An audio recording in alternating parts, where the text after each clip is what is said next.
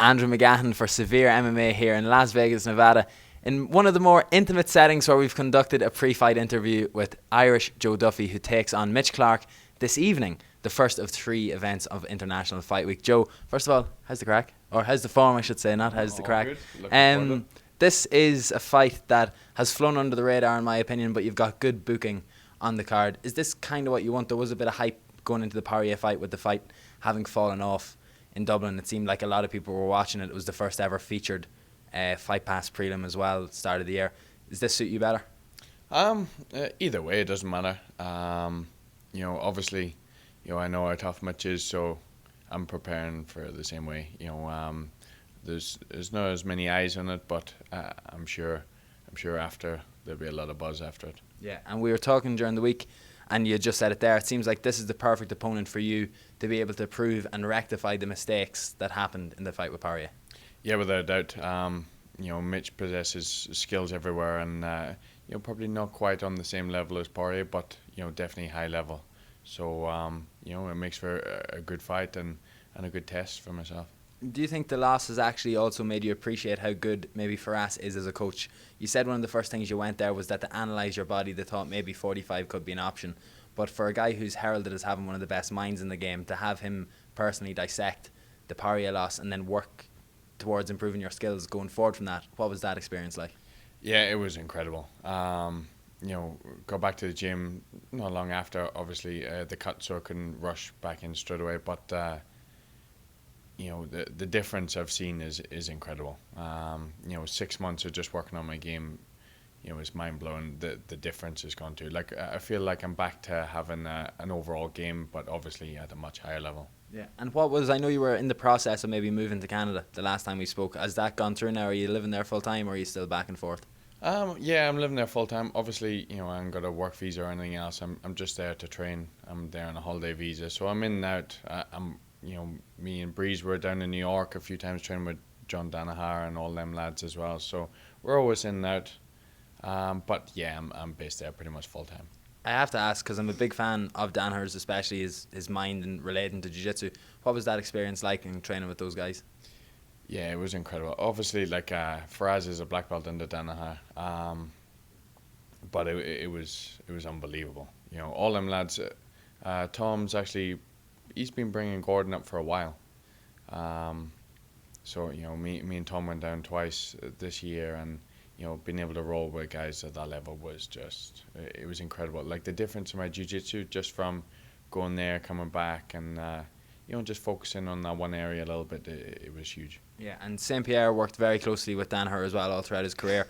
It seems like he was a pretty key figure in your sparring and in your training for this camp. Was that a bit of a link as well? You were going down there, or was it just his recommendation maybe up in the gym saying, look, if you can, you need to get down to train with these guys too? No, it's something I've had in my mind for a while. I know Tom been down there before, and he enjoyed it, and he said that it helped his game. So me and Tom, we have plans to go down there anyway.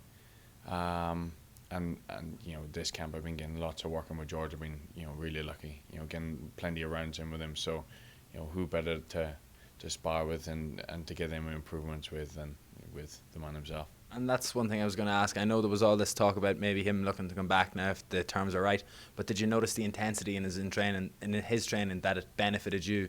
Because it's like, okay, if he's going to be thinking about coming back for a fight, he's not just in here to work out, to keep working out as a hobby. He's going to be here to try get ready back into fight shape. Yeah, his intensity is always good. It's incredible with George. Just his fitness, his technique, everything's always on par, it seems. And obviously he was getting plenty of rounds in, and he was looking unbelievable. Probably the best person I've ever sparred. Unreal. Just a couple of quick things. Best case scenario for you this evening. I know maybe you'd like to prove to the world and show everyone else that, okay, I've gotten over this from my last fight. I'm now able to really, really be confident and defend against wrestlers, especially up against the cage. Or are you going to hope that he will think that you've improved in that, so you're going to be able to let your hands go and maybe show the Joseph Duffy that we saw in the first couple of fights? I suppose from that point of view, I never really think about any of that stuff. I just think about my own game. And let my subconscious take over. So I'm just same as normal. I'll go in there, do my thing, and let the training take over. And I'm that confident in my training that I feel it'll come out on top. I did say to Sean Sheehan, I think body shots are going to be a big thing in this, so don't be sound, like, don't let me down on that. I can't look like a dickhead in front of him again. The one final thing, though, unfortunately, you never got to main event that event in Dublin.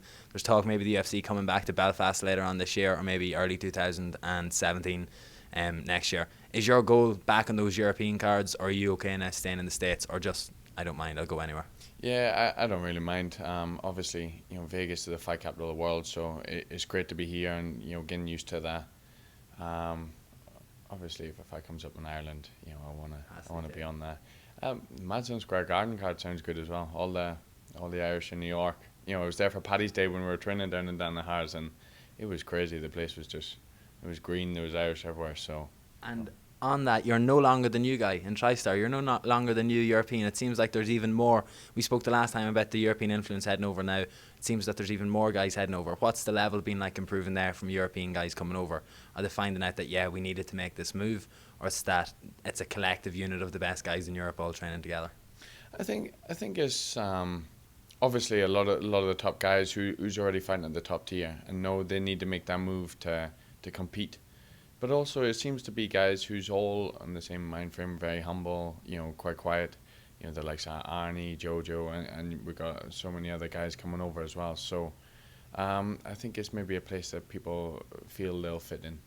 Excellent. Joe, thank you very much for fighting today. As always, appreciate the time massively. Best of luck this evening.